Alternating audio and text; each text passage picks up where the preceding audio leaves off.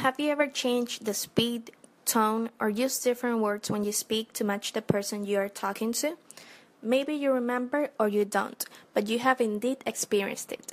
And it is what we call a communication accommodation theory. It was first introduced back in 1973 as speech accommodation theory, and it basically means that we tend to change conscious or unconsciously our way of communicating towards people based on different situations we are in.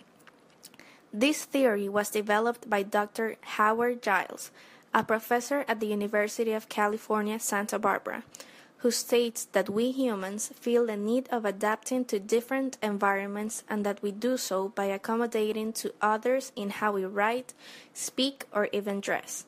He came up with this idea after entering grad school, where he was assigned to come up with a theory. So he thought about how he easily tends to change accents depending on where he was or who he was talking to. And this was the starting point of communication accommodation theory. And why do we do so?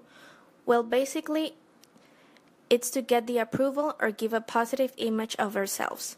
Just think about how you interact with your teacher and how you do with your friends. You wouldn't speak the same way, use the same words, or do the same gestures, and it is because we set behaviors for different situations.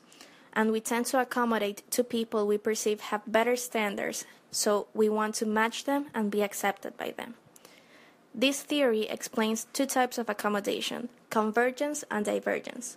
Convergence refers to adapting our communication to the other people, so we do not feel different, and so it reduces the social barriers.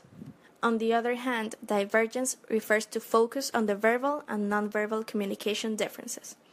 To summarize what we have seen, the being in this theory acts as a vulnerable individual who shifts and adapts behavior, so let's understand this as the ontology, knowing that people do act different in some situations.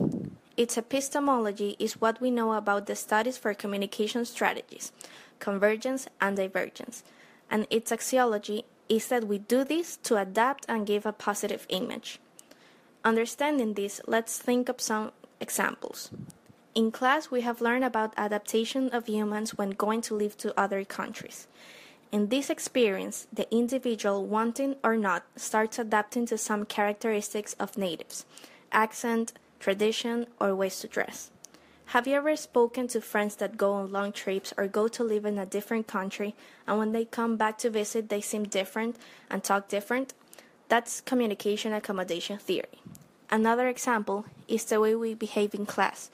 We do not use words or slang because we know that it is not appropriate.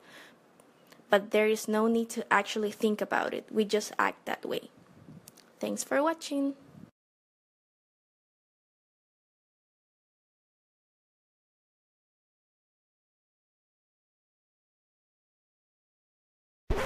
Created using Powtoon.